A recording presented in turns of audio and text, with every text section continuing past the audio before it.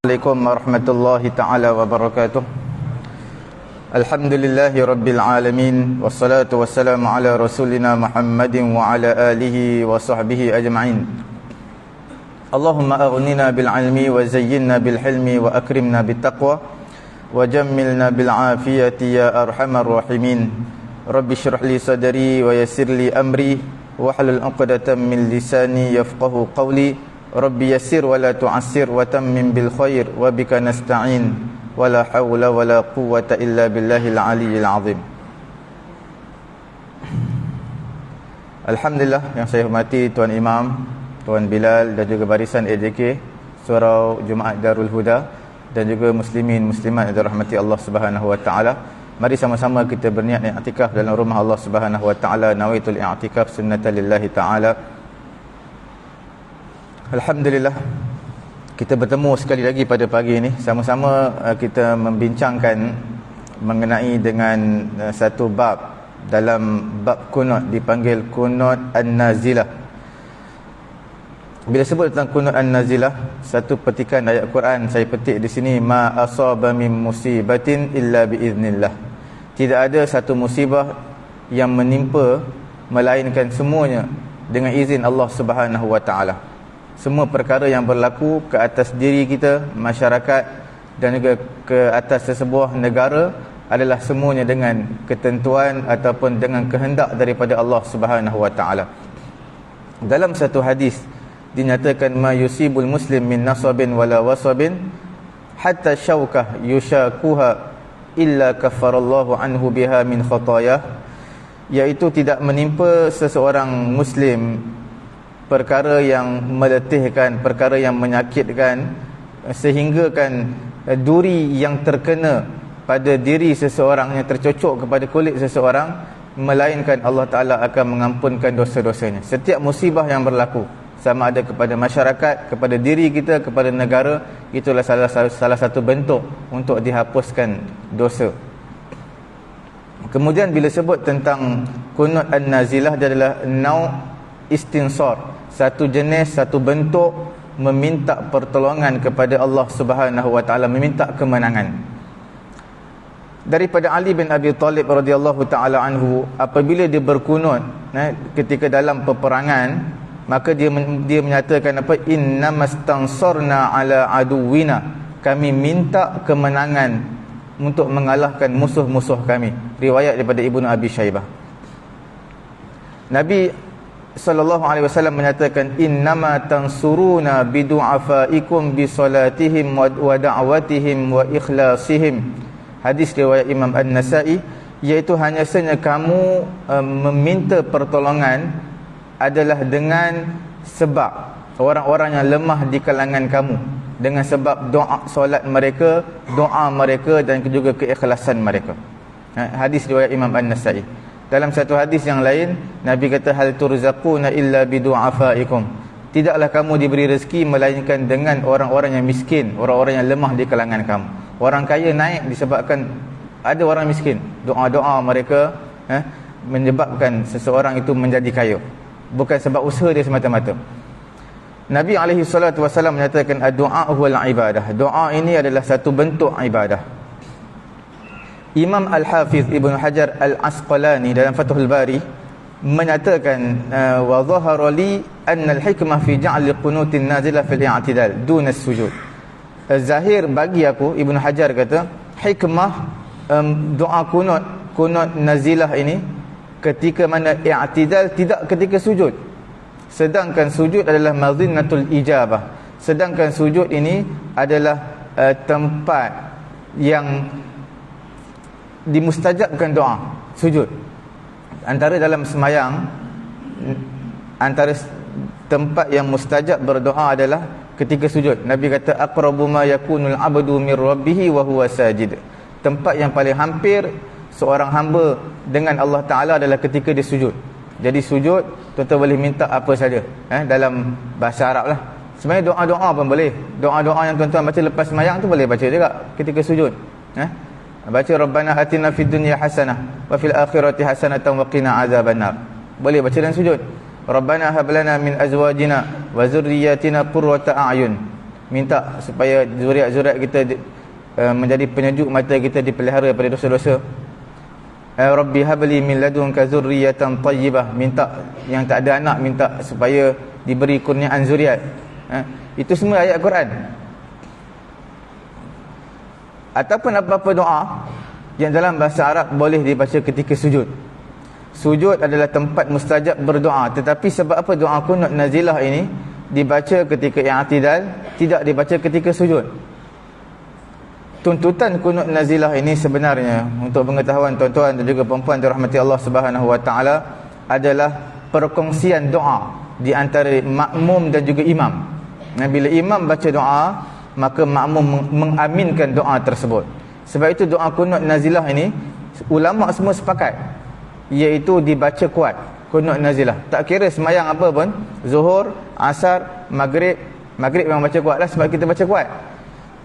Zuhur, Asar pun adalah ulama sepakat baca kuat kunut nazilah, supaya makmum di belakang boleh mengaminkan doa imam. Kalau imam baca perlahan, maka makmum tak boleh nak amin. Baik kita baca ketika sujud, doa ketika sujud. Jadi di sini kita dapat simpulkan, ulama sepakat dalam doa kunut nazilah ini baca kuat, disunatkan baca kuat. Berbeza dengan kunut subuh. Kunut subuh ni ada dua pandangan ulama. Pendapat yang kuat adalah dijaharkan, dibaca kuat doa kunut untuk imam sahajalah. Untuk makmum, untuk orang yang sembahyang berseorangan, kena perlahankan suara kunut subuh, daripada awal sehingga ke akhir. Okey. Kunut nazilah ini seolah-olah mengisytisyar birabit al-islami wal ukhawi, iaitu mengisyaratkan tentang ikatan yang kukuh sesama Islam dan juga persaudaraan sesama Islam. Sebab Nabi beritahu, masalul mu'minin fi tawadduhim wa tarahumihim kamasalil jasadil wahid. Perumpamaan orang beriman dalam kasih sayang mereka sesama orang-orang Islam ini, seumpama jasad yang satu, tubuh badan yang satu. Bila satu sakit, semua akan jadi sakit. Samalah kita, bila mana contohnya tangan kita sakit, bukan setakat tangan, badan pun rasa sakit. Macam-macam bisul, sakit gigi, sama. Kadang-kadang gigi je, satu gigi je sakit, tapi seluruh badan kita rasa sakit, lemah seluruh badan. Bisul di mana? Di hujung, dekat betis ataupun peha. Tapi yang lemahnya, seluruh badan akan jadi lemah. Kita lihat perkara pertama pada pagi ini, kita lihat tentang kunut. Kunut ini dari sudut maknanya adalah berdoa. Bila doa kunut, bila sebut tentang doa dan juga kunut, Allah Ta'ala berfirman dalam Quran, wa qumu lillahi qanitin. Kamu hendaklah mendirikan solat kerana Allah, qanitin. Qanitin daripada kunut juga, daripada qanata, bermaksud taat. Ibnu Abbas menyatakan qanitin bermaksud da'in, orang yang berdoa. Kamu berdirilah beribadat kepada Allah, iaitu dalam keadaan berdoa kepada Allah Subhanahu wa taala. Kemudian tulul qiyam, bila sebut tentang doa, dia kena berdiri.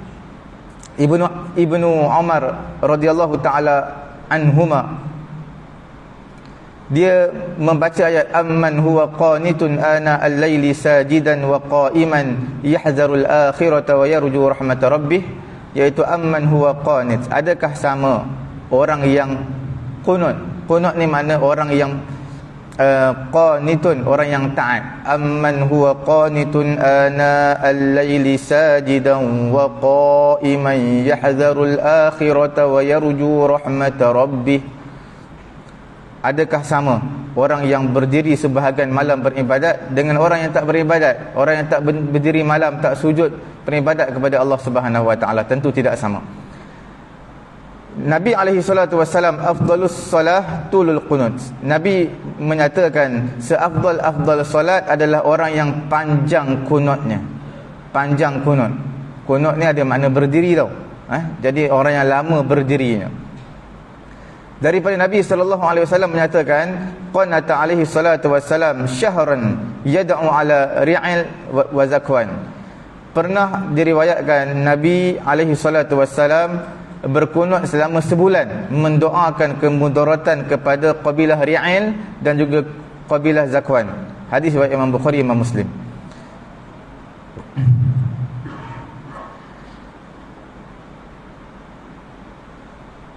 Jadi kita menyatakan Nabi SAW qanata syahran, Nabi berkunut sebulan mendoakan kemudaratan kepada kabilah-kabilah tertentu, dan yang dimaksudkan di sini adalah Nabi nak memanjangkan qiyam untuk berdoa.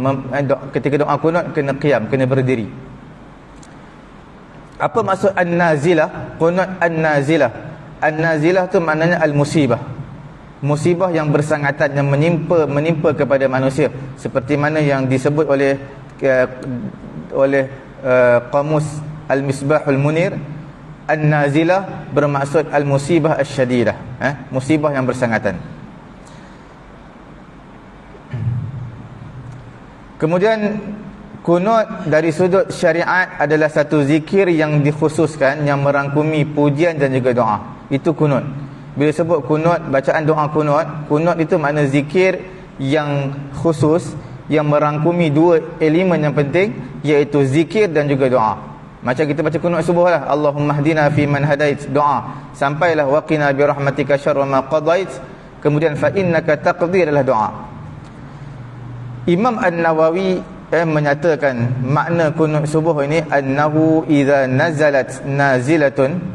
Imam Nawawi menyatakan dalam syarah Muslim, apabila menimpa sesuatu kaum, menimpa musibah seperti musuh menyerang, seperti berlaku kemarau, berlaku wabak, ataupun berlaku virus yang tular di sesebuah negara, ataupun berlaku kebuluran, berlaku mudarat kepada orang-orang Islam dan seumpama itu, maka mereka semua adalah berkunut pada 5 waktu solat. 5 waktu solat fardu. Tujuan kunut ini adalah doa untuk diangkat musibah tersebut. Apakah dalil pensyariatan kunut nazilah ini? Ada beberapa hadis. Hadis yang pertama daripada Abu Hurairah radhiyallahu taala anhu, Nabi SAW kana idza arada an yad'u ala ahadin aw yad'u li ahadin qanata ba'da ruku'. Hadis riwayat Imam Bukhari, Imam Muslim. Apabila Nabi nak mendoakan kemudaratan, keburukan kepada seseorang ataupun kepada sesebuah bangsa, kaum, kabilah, ataupun Nabi nak mendoakan kebaikan untuk seseorang, maka Nabi membaca kunut selepas daripada rukuk. Hadis yang kedua, an Anas radhiyallahu taala anhu fi qissatil qurra as-sab'in alladhina qutilu ghadaran bi bi'ri ma'unah. Daripada Anas radhiyallahu taala anhu, hadis yang kedua mengenai kisah qurra, iaitu qari, orang-orang yang mahir dalam bidang Quran ini, seramai 70 orang di kalangan sahabat Nabi. Mereka dibunuh kerana khianat di kalangan orang-orang kafir. Berlaku peristiwa ini di Bi'ri Ma'unah, kerana itu dinamakan peperangan ini peperangan Bi'ru Ma'unah, kerana berlaku di tempat namanya Bi'ru Ma'unah. Sampai berita ini kepada Nabi SAW, maka faqanata syahran, Nabi doa selama sebulan. Nabi doa kemudaratan untuk kabilah yang berlaku khianat, yang membunuh 70 orang-orang yang qari, yang mahir dalam bidang Quran di kalangan sahabat Nabi.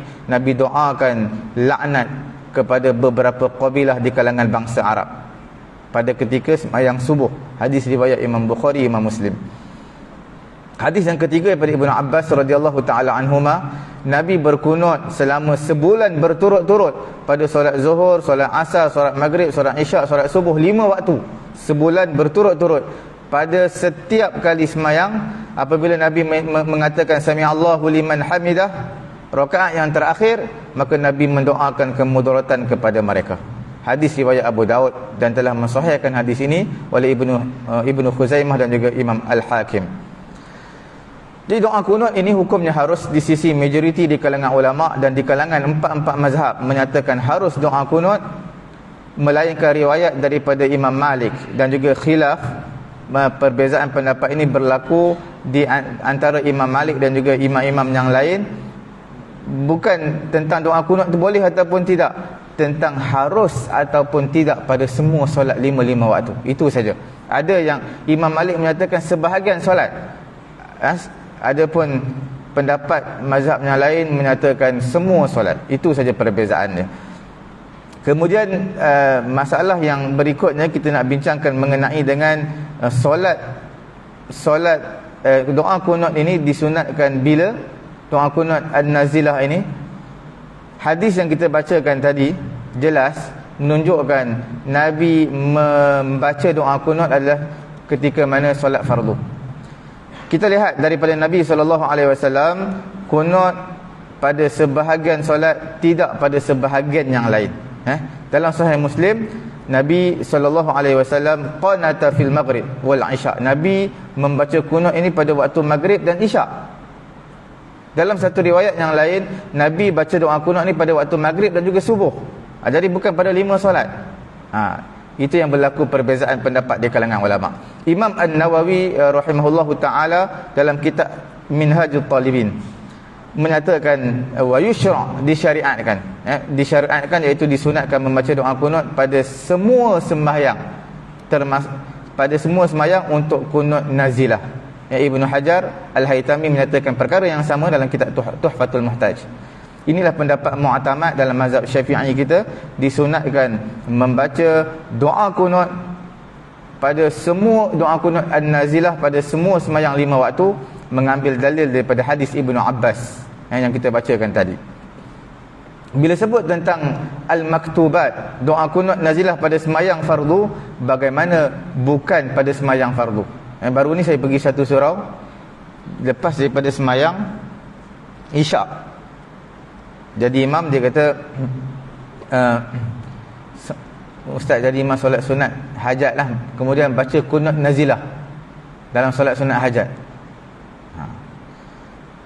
Dalam kitab Tuhfatul Muhtaj, Ibnu Hajar Al-Haytami dalam kitab Fiqh Mazhab Syafi'i kita menyatakan amma ghairul maktubat, selain daripada solat fardu, kalau kita baca kunut nazilah, perkara yang pertama sekali selain daripada solat fardu, kalau solat tu solat jenazah, maka hukumnya makruh secara mutlak. Solat jenazah memang tak disunatkan baca kunut nazilah. Itu makruh secara mutlak. Bila pun berlaku baca kunut nazilah ketika solat jenazah, hukumnya adalah makruh. Sebab solat jenazah ini dibina di atas takhfif. Makna solat jenazah ini untuk diringkaskan. Sebab tu tak disunatkan baca doa iftitah. Solat tarawih pun disunatkan baca doa iftitah lah. Apa-apa solat sunat, melainkan solat jenazah tak disunatkan. Sebab untuk ringkaskan, untuk percepatkan. Solat yang dinazarkan, solat nazar pun solat wajib juga. Bila seseorang bernazar nak solat, jadi dia akan jadi wajib walaupun dia sunat. Sebab bila sebut tentang nazar jadi wajib. Dan juga solat-solat sunat yang tidak disunatkan berjemaah dan juga disunatkan berjemaah. Solat sunat yang disunatkan berjemaah, contoh solat tarawih. Solat yang disunatkan berjemaah, solat hari raya.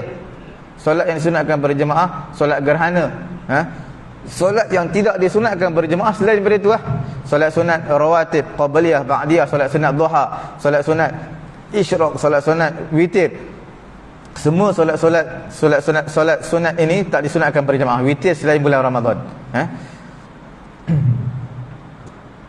Untuk solat sunat yang saya sebutkan tadi, selain solat jenazah, solat sunat yang disunatkan berjemaah ataupun tidak, maka tidak disunatkan kunut nazilah padanya. Sekiranya seseorang tu kunut nazilah juga, baca kunut nazilah pada sembahyang sunat hajat, adakah hukumnya makruh ataupun tidak? Hukumnya tidak makruh sekiranya ada musibah yang menimpa orang Islam, dan hukumnya makruh jika tidak ada apa-apa sebab, atau tidak ada apa-apa musibah, hukumnya makruh. Dia macam sembahyang duha juga. Sembahyang duha buat berjemaah, makruh ataupun tidak? Tak makruh, tak disunatkan. Okey. Ya.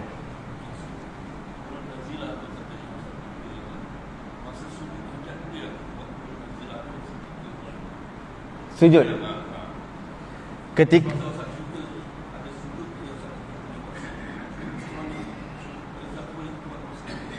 Ketika sujud ni kita baca kunut ketika sujud.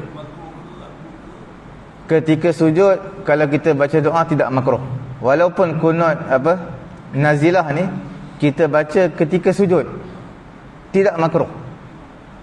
Sebab sujud ini adalah disunatkan untuk kita memperbanyakkan doa. Nabi kata fa'aksirud du'a. Tempat yang mustajab untuk berdoa adalah ketika sujud, maka perbanyakkan doa. Cuma bila kita semayang berjemaah, ruginya adalah makmum tak dapat amin. Sebab kita doa ketika sujud, kita doa seorang kita je. Makmum belakang dia tak tahu kita doa apa. Jadi dia tak boleh mengaminkan doa kita. Jadi bila kunut an-nazilah, kita baca kunut sebagai imam, makmum dapat mengaminkan doa kita. Maksud amin ini adalah mustajabkan doa kami. Dan bila imam baca doa, maka makmum akan mustajabkan doa kami. Jadi dia sokonglah, dia support doa imam. Itu kalau kita nak baca ketika sujud pun boleh, tak jadi masalah. Tidak makruh pun. Cuma dia makmum tak boleh mengaminkan doa imam. Antara sebab-sebab kunut an-nazilah ada dua sebab. Sama ada sebab umum ataupun sebab khas. Sebab khas tapi dengan makna umum. Contoh sebab-sebab yang umum ni seperti berlaku kemarau, berlaku kebuluran di sesebuah negara, seperti di Palestin sekarang. Kalau tuan-tuan lihat, nak salurkan sumbangan makanan pun susah. Semalam pun dalam berapa orang, 39 orang budak-budak mati kerana tak cukup, tak dapat supply, hospital tak dapat memberi oksigen yang secukupnya. Ini semua adalah satu kemudaratan, musibah yang besar yang menimpa kepada orang-orang Islam, kepada sahabat-sahabat kita. Kemudian takut terhadap musuh, itu pun musibah juga. Baca kunut an-nazilah. Hujan yang berpanjangan yang memberi kemudaratan, bila hujan tak berhenti ni, dia boleh menyebabkan tanah runtuh, banjir dan pelbagai musibah yang akan menimpa. Kemudian tumbuh-tumbuhan akan mati, kebun akan rosak. Dan juga penyakit taun dan juga penyakit virus, wabak-wabak yang lain, ini pun disunatkan membaca doa kunut. Ini dipanggil sebagai musibah yang umum, menimpa kepada semua. Ada yang berbentuk musibah yang khusus tapi dengan makna umum. Contohnya telah ditangkap panglima atau ketua tentera Islam. Jadi bila ditangkap tentera Islam, panglima, jadi cetusan idea dia penting, strategi peperangan dia penting. Bila mana dia ditangkap, maka satu musibah kepada tentera-tentera Islam. Begitu juga bila mana ditawan orang-orang alim. Orang banyak mengambil manfaat daripada dia. Bila mana kerajaan ambil dia, tangkap dia dan disumbatkan dalam penjara, maka manusia tak boleh mendapat manfaat daripada ilmu dia. Sedangkan ilmu dia bila dia mengajar, ribuan orang dengar, ribuan orang akan datang. Tapi bila mana ditangkap, dipenjarakan, maka satu musibah. Walaupun yang dipenjarakan tu seorang, tapi manfaatnya umum. Itu kita panggil musibah yang khusus tetapi dengan makna umum. Dalam Bushrul Karim, kitab fiqh dalam mazhab Syafi'i, menyatakan apabila menimpa kepada orang Islam musibah yang umum seperti kemarau yang berpanjangan dan juga contoh-contoh yang saya sebutkan tadi, ataupun musibah yang khusus yang seperti mana ditangkap orang panglima perang, maka ini memberi kemudaratan kepada orang-orang Islam, maka disunatkan membaca doa kunut berdasarkan seperti mana yang Nabi SAW membaca doa kunut selama sebulan kepada orang-orang yang membunuh sahabat-sahabat Nabi, iaitu 70 orang qari. Nabi mendoakan kemudaratan, kehancuran kepada mereka yang berlaku khianat ini.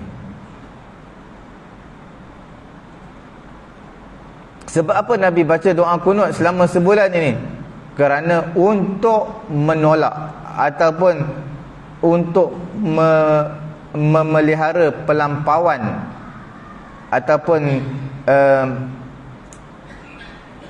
sifat mereka yang melampau, supaya tidak kena kepada orang Islam yang lain. Bukanlah Nabi doa kunut sebulan ini untuk mendapat balik mayat-mayat mereka yang terbunuh. Bukan begitu. Sebab orang yang dah terbunuh 70 orang di kalangan qari ni, kita nak dapat balik pada ketika itu mungkin susah. Mungkin ada yang di kawasan ni, di kawasan itu, jadi susah.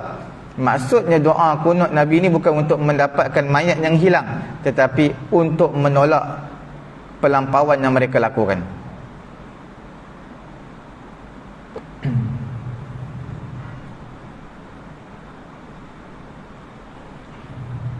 Imam At-Tirmizi dalam Hawashi, iaitu kitab Al-Manhajul Qawim, menyatakan disyariatkan kunut ini bukan sekadar peperangan dan sebagainya yang kita sebutkan tadi, bahkan lil ghala'is syadid. Kalau harga barang semua naik, itu pun disunatkan untuk kunut an-nazilah. Sebab bila mana harga barang semua naik, memberi mudarat bukan kepada seseorang, kepada ramai orang. Kepada ramai orang. Jadi itu juga adalah satu bentuk musibah. Tempat kunut an-nazilah, bila tempat dia di mana kita perlu baca, sahha aktsarut turuq, kebanyakan daripada turuq, jalan-jalan riwayat-riwayat hadis yang sahihnya Nabi buat adalah selepas daripada rukuk. Kalau kita katakan ada dua riwayat yang bertentangan, ada yang Nabi buat sebelum rukuk, ada Nabi buat selepas rukuk. Walaupun ada yang menyatakan sebelum rukuk itulah sunnah, ada pun selepas daripada rukuk itulah kesempurnaan sunnah. Jadi kita nyatakan apa? Sebenarnya hadis daripada Abu Hurairah menjelaskan dengan jelas, menyatakan ba'da rukuk, selepas daripada rukuk. Hadis Anas bin Malik bertentangan dengan hadis dua periwayat yang lain, iaitu Muhammad dan juga Asim, yang menyatakan sebelum. Anas bin Malik menyatakan selepas daripada rukuk.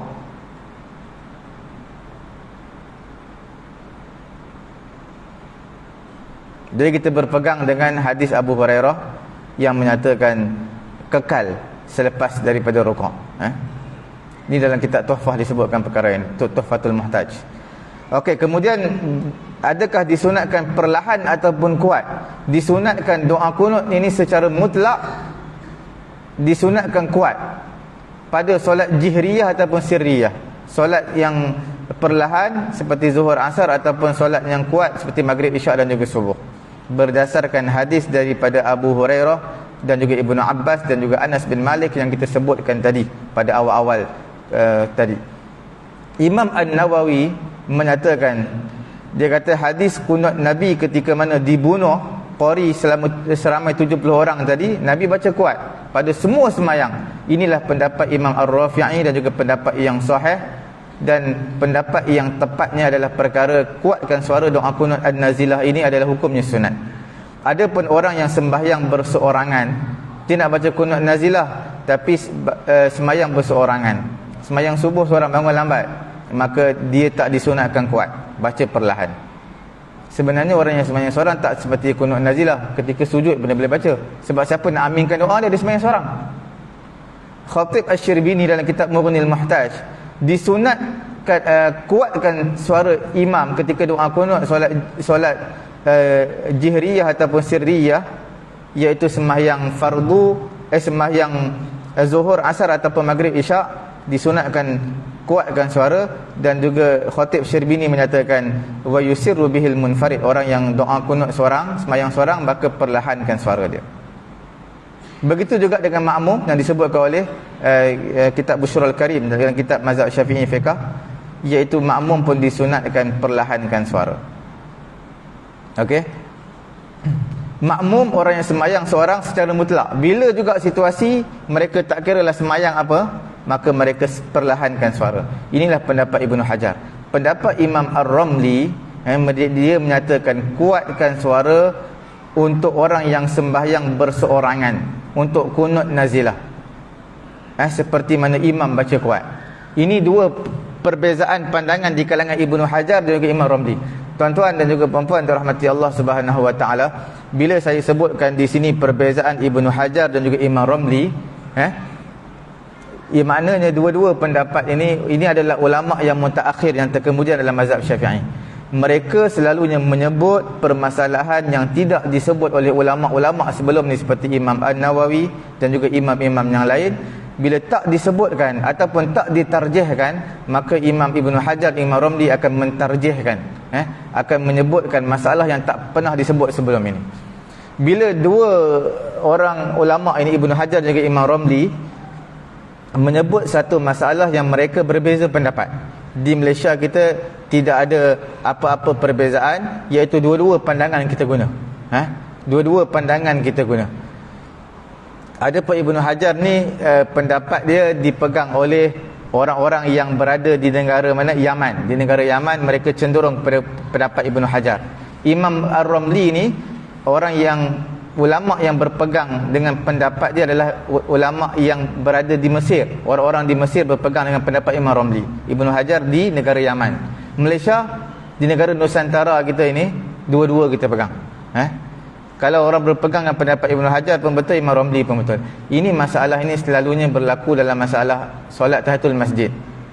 Bila tuan-tuan masuk dalam masjid, tuan-tuan nak sembahyang sunat tahiyatul masjid, tahiyatul masjid sekali dengan solat sunat qabliyah subuh.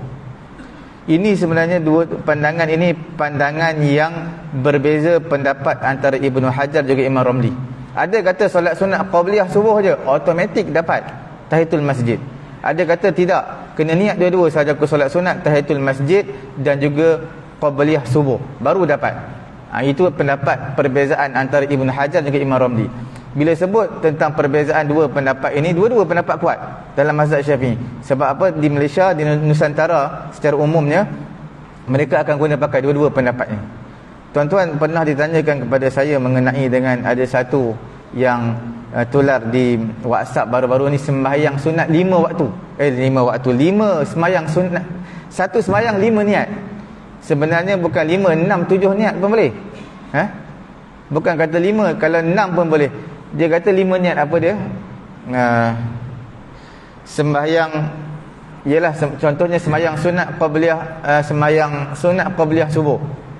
Kemudian tuan-tuan niat dengan solat sunat hajat, solat sunat taubat, solat sunat tahiyatul masjid, semua tuan-tuan boleh gabung. Sebab semua sembahyang yang tak berwaktu. Solat istikharah boleh gabung. Solat istikharah tak ada waktu. Solat tahiyatul masjid tak ada waktu. Tuan-tuan masuk masjid bila pun boleh sembahyang. Solat sunat taubat tak ada waktu. Bila-bila tuan-tuan boleh sembahyang, melainkan lepas subuh, lepas asar tak boleh sembahyang tuan-tuan nak niat, memang boleh gabungkan niat, tak jadi masalah. Kalau nak, tuan-tuan nak tambah 6, 7 lagi boleh, tapi masukkan solat sunat yang tidak ada waktu. Okey, itu mengenai dengan bacaan kuat dan juga perlahan. Kemudian nak mulakan doa kunut nazilah ni, tuan-tuan, bila kunut nazilah ini mulakan dengan kunut witir, kemudian disudahi dengan minta diangkatkan musibah kepada orang-orang Islam secara umumnya. Jadi maksudnya mulakan dengan kunut witir. Kunut witir, kunut subuh yang kita baca lah, Allahumma hdina fi man hadait wa afina fi man afait. Kemudian barulah disambung dengan kunut an-nazilah. Kerana Nabi alaihi salatu wassalam, Nabi membaca kunut witir dulu, kemudian barulah kunut an-nazilah. Dan ada riwayat yang lain Nabi hanya baca kunut an-nazilah sahaja. Kunut an-nazilah, Nabi tak baca kunut subuh tu. Ada juga riwayat begitu. Tapi ulama-ulama fiqh dalam mazhab Syafi'i kita, dia menyatakan kumpulkan dua lebih baik. Tuan-tuan, sebenarnya kunut subuh ataupun witir ni ada dua riwayat yang masyhur. Yang pertama daripada Saidina Hasan, cucu Nabi. Dia kata Nabi ajar kepada aku beberapa kalimat. Dia bacakan Allahumma hdini fi man hadait wa afini fi man afait sampai ke akhir. Satu lagi kunut witir ataupun kunut subuh ni daripada hadis Saidina apa? Umar. Dia menyatakan Allahumma inna nasta'inuka wa nastaghfiruka wa nastahdik, yang tuan-tuan letak kat depan ni. Dekat depan tuan-tuan tempat imam baca. Itu adalah hadis daripada Saidina Umar. Dua-dua riwayat ini adalah riwayat yang kuat dan dibaca, disunatkan untuk kita baca pada solat, pada kunut subuh dan juga witir. Cuma Bila nak pilih satu je, kena pilih kunut yang Allahumma hdini fi man hadait, itu lebih afdal, ulama kata. Itu lebih afdal. Nombor 2 yang di hadapan tuan-tuan. Tapi kalau nak gabungkan lebih baik. Imam An-Nawawi dalam Minhajul Talibin menyatakan disunatkan doa kunut pada semua sembahyang fardu ketika baca kunut nazilah. Kemudian di akhirnya baca kunut subuh dulu, kemudian minta untuk diangkatkan kunut, diangkatkan musibah daripada orang-orang Islam. Kemudian sekiranya berlaku kemarau, tuan-tuan janganlah baca doa ni, sebab ini doa untuk peperangan. Doa kunut yang tuan-tuan letak depan tempat imam tu. Jadi ini adalah bila berlaku kemarau, doa yang bersesuaian dengannya. Doa ketika mana solat istisqa, tuan-tuan khutbah istisqa baca doa untuk minta hujan, maka dalam kunut nazilah membaca doa yang sama. Ataupun yang seumpamanya lah. Tak perlulah baca Allahumma inna naj'aluka fi nuhuri a'da'ina, itu untuk musuh. Untuk doa untuk kemenangan orang Islam dan mengalahkan musuh. Kalau berlaku kemarau, berlaku virus, jadi ataupun berlaku apa-apa musibah yang tak mengenai dengan peperangan, maka tak sesuai lah. Sebab tuan-tuan kalau lihat dalam Google, tuan-tuan boleh lihat pelbagai versi. Ada yang menyatakan kunut nazilah sahaja, ada yang versi dia kunut subuh dan juga kunut an-nazilah. Daripada pelbagai pejabat mufti di Malaysia ini, sama ada di negeri Kedah, di negeri di mana wilayah persekutuan, dan juga negeri-negeri lain. Tuan-tuan boleh lihat. Ada yang berpada dengan kunut an-nazilah sahaja, ada yang disambung dengan dimulai dengan kunut subuh.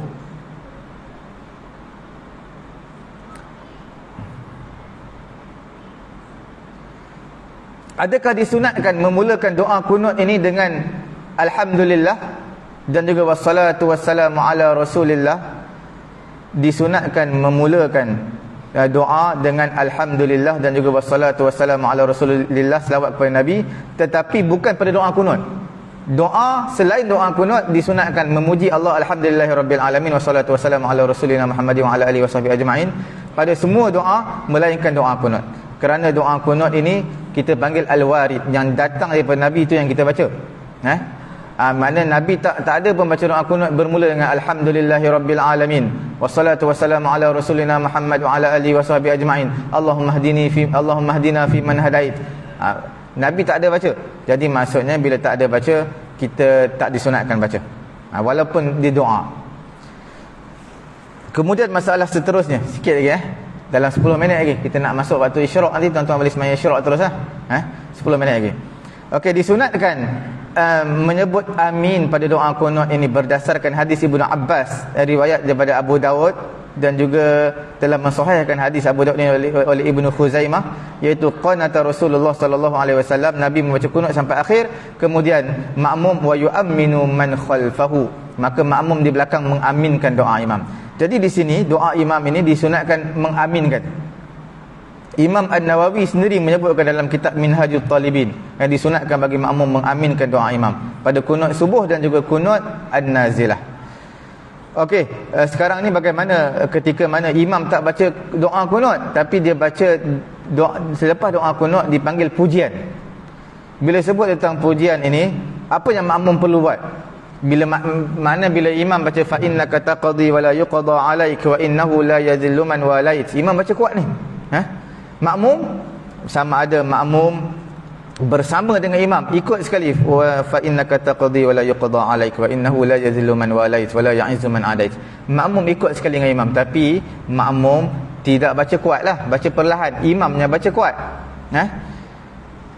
Itu yang terbaik.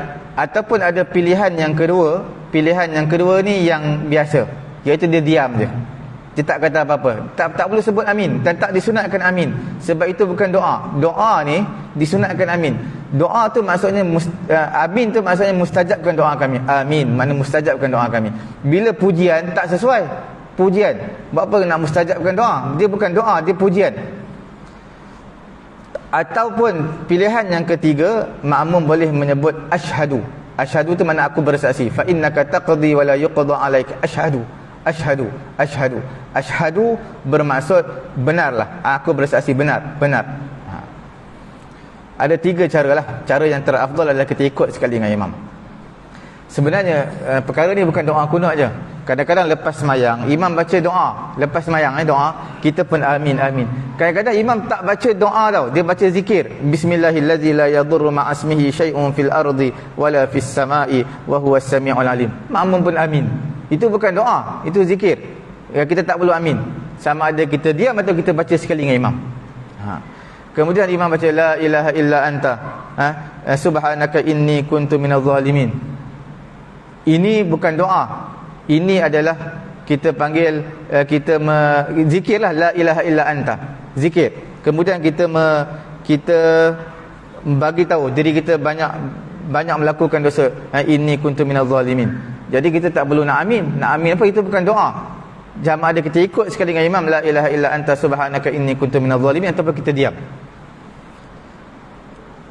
Kemudian Imam An-Nawawi menyatakan dalam kitab Rawdah, perkara yang sama ada diam ataupun ikut sekali dengan imam ataupun asyhadu, perkara yang sama. Cuma dalam kitab Majmu' Imam Nawawi sebut, dia kata al-musyarakatu aula, ikut sekali dengan imam, baca sekali dengan imam itu lebih aula. Kemudian selawat dan ke atas Nabi. Selawat tak disunatkan pada awal, tetapi disunatkan di akhir. Akhir ni imam baca nak penutup kepada doa kunut, wa sallallahu ala sayyidina Muhammadin wa ala alihi wa sahbihi wa baraka wasallam. Makmum apa perlu buat? Khatib Asy-Syirbini menyatakan selawat kepada Nabi itu doa, maka makmum perlu amin, doakan, perlu aminkan doa imam. Sebab wa sallallahu ala sayyidina Muhammad itu adalah salah satu bentuk doa, dipanggil jumlah insya'iyah, doa. Okey.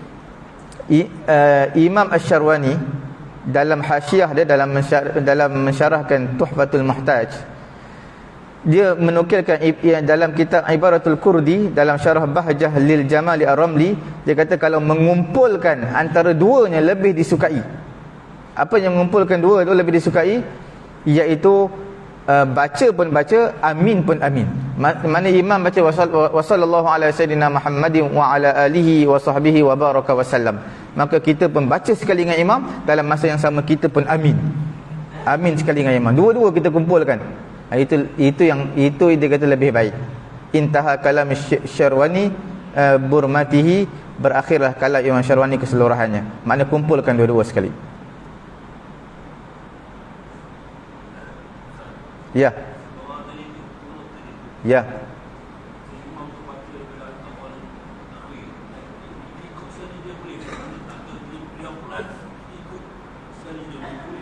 Tak, doa imam disunatkan makmum amin. Doa imam disunatkan kita amin. Yang pujian tak disunatkan amin. Tak, imam tak disunatkan diam. Imam tak disunatkan baca perlahan, dia baca kuat. Pendapat yang kuat dalam mazhab Syafi'i, solat sunat subuh ataupun solat subuh ataupun solat witir, ya imam akan baca kuat pada awal sampai akhir. Cuma bagi makmum ni ada beberapa pilihan. Tapi untuk bacaan doa imam ada 5 je pada doa kunut. Iaitu Allahumma hdini fi man hadait, Allahumma hdina fi man hadait, wa afina fi man afait, wa tawallana fi man tawallait, wa barik lana fi ma atait. Last sekali yang kelima, wa qina bi rahmatika syarra ma qadait. Makmum ketika doa disunatkan amin. Bukan dalam semayang je, luar semayang pun sebut amin kalau imam doa. Cuma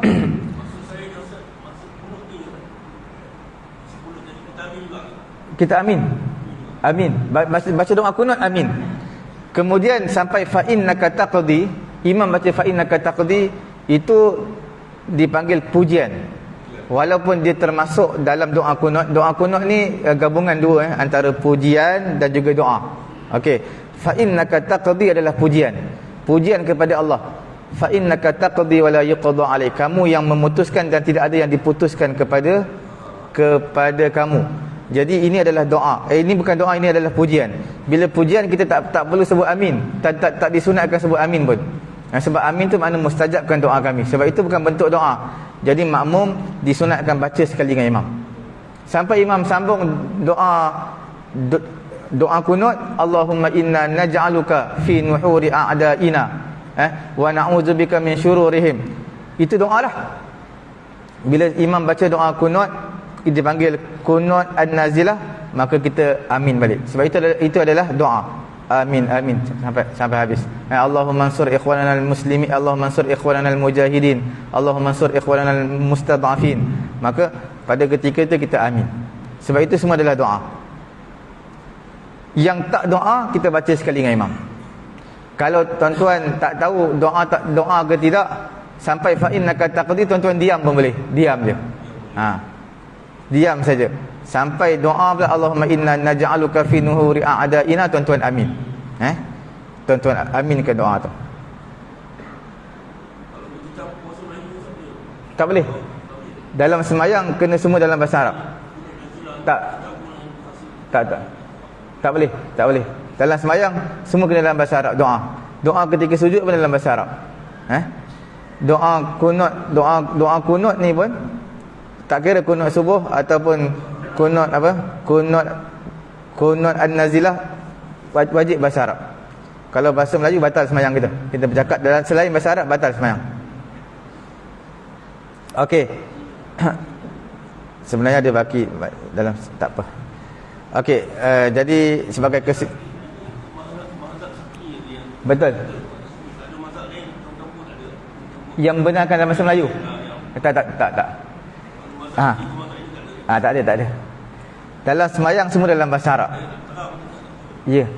Dalam Fatihah pun, orang baru masuk Islam, dia tak mampu baca Fatihah, bolehkah baca dalam bahasa Melayu? Tak boleh bahasa Melayu. Kalau dia Cina, boleh baca Fatihah dalam bahasa Cina? Tak boleh, walaupun dia masuk Islam. Kalau dia boleh pun, dia boleh sebut subhanallah je. Subhanallah je boleh. Maka dia gantikan. Kalau orang baca Fatihah tu dalam masa 30 saat, maka 30 saat dia baca subhanallah, subhanallah, subhanallah, subhanallah, subhanallah, subhanallah. Kalau dia baru masuk Islam, dia tak tahu apa pun, dia tak boleh sebut apa pun, maka dia diamlah sekadar mana lamanya orang baca Fatihah. Kalau 30 saat, dia berdirilah 30 saat, diam je. Tapi tetap tak boleh terjemahkan dalam apa juga bahasa. Sebab dalam sembahyang dia kena bahasa Arab. Satu lagi, sebagai mengakhiri pengajian kita pada pagi ini, akan sama-sama baik mengakhiri pengajian kita pada pagi ini. Sebenarnya kunut nazilah ni disunatkan pada 5 waktu sebenarnya. Sembahyang fardu, subuh, zuhur, asar, maghrib, isyak. Cuma kalau kita lihat, sebab doa dalam sembahyang ni dia lain. Doa lepas doa bukan dalam sembahyang. Jadi doa dalam sembahyang ni lebih mustajab lah. Kemudian kita boleh share doa antara imam dan juga makmum. Imam baca doa, makmum mengaminkan doa imam. Itu antara cepat untuk dimustajabkan doa di sisi Allah Subhanahu Wa Taala. Sebab itu baca kunut nazilah 5 waktu, baca ketika dalam solat. Doa pun, tuan-tuan doa dalam sujud pun, itu antara yang cepat mustajab. Tapi kalau tuan-tuan sembahyang berjemaah, jangan ada doa lama sangat dalam sujud, sebab kita ikut imam. Tuan-tuan nak doa dalam sujud, doa sembahyang sunat ketika sembahyang sunat. Kemudian perkara yang keduanya, bila mana selepas sembahyang pun antara yang afdal sembahyang fardu. Sebab pernah ditanyakan kepada Nabi, bilakah doa yang terafdal? Maka Nabi kata fi jawfil lail wa fi duburi kulli wa fi duburil maktubah. Setiap kali lepas sembahyang fardu, doa yang mustajab, doa yang akan dimustajabkan. Kemudian yang keduanya, doa pada pertengahan malam. Kita bangun sembahyang malam, manusia tengah tidur, maka pada ketika itu kita bangun bermunajat kepada Allah, itu juga doa yang mustajab. Cuma taklah menjadi kesalahan kepada kita untuk solat sunat hajat ke apa ke, itu pun salah satu bentuk. Tapi ini yang bentuk yang saya bagi tadi adalah bentuk yang terafdal. Sebab itu yang Nabi ajar kepada kita. Tapi kalau tuan-tuan buat bentuk lain, sembahyang hajat ke apa, boleh, tak jadi masalah. Itu jatuh level yang berikutnya lah. Cuma sembahyang hajat ni, bila sembahyang hajat, kita tak tahu. Apa yang tak tahu? Kita tak tahu dalam sujud, kita sujud lama, kita tak tahu orang belakang makmum baca doa apa. Kemungkinan dia tak doa pun untuk saudara-saudara kita yang ditimpa musibah. Dia doa untuk diri dia, kita pun tak tahu. Sebab dalam sujud, doa, masing-masing doa. Ada yang doa untuk rakyat Palestin yang sedang ditimpa musibah. Ada yang doa untuk diri dia, kita tak tahu. Kemudian imam lepas sembahyang pun imam baru baca doa untuk umat Islam yang ditimpa musibah. Cuma lepas sembahyang tu, lepas sembahyang sunat. Lepas sembahyang sunat tak sama lepas sembahyang fardu. Sebab Nabi kata yang afdal, yang mustajab doa ini adalah lepas sembahyang fardu. Lepas sembahyang fardu. Jadi lepas sembahyang hajat bukan sembahyang fardu lah, itu sembahyang sunat. Tapi taklah saya katakan perkara-perkara ni perkara yang tidak baik. Perkara ni perkara yang baiklah, kita sembahyang hajat minta diselamatkan saudara-saudara kita. Tapi dia jatuh level yang nombor 2. Yang pertama, yang afdalnya adalah kita baca doa kunut seperti mana yang Nabi ajarkan. Setiap lima waktu kita doakan untuk keselamatan saudara-saudara kita, dan juga yang keduanya doa lepas sembahyang. Dua-dua kita buat. Saya kira cukup sekadar ini dulu. Semoga Allah Ta'ala memberi kefahaman kepada saya, kepada tuan-tuan. Ada apa-apa soalan lagi? Tak ada apa dah? Anak minum pula. Okey. Kita tutup majlis dengan tasbih kafarah dan juga suratul Asr. Subhanallahumma wa bihamdihi, subhanakallahumma wa bihamdika, asyhadu an la ilaha illa anta, astaghfiruka wa atubu ilaik. Bismillahirrahmanirrahim. Wal 'asri innal insana lafi khusr illa alladhina amanu wa 'amilus solihati wa tawassaw bil haqq wa tawassaw bis sabr. Bismillahirrahmanirrahim. Alhamdulillahi rabbil alamin. Wassalatu wassalamu ala rasulina Muhammadin wa ala alihi wa sahbihi ajma'in. Allahumma anfa'na bima 'allamtana wa 'allimna ma yanfa'una wa zidna 'ilma. Alhamdulillahi ala kulli hal wa na'udzu billahi min hali ahli nar. Rabbana atina fid dunya hasanah wa fil akhirati hasanatan wa qina 'adzaban nar. Wa sallallahu ala sayyidina Muhammadin wa ala alihi wa sahbihi ajma'in. Walhamdulillahi rabbil alamin.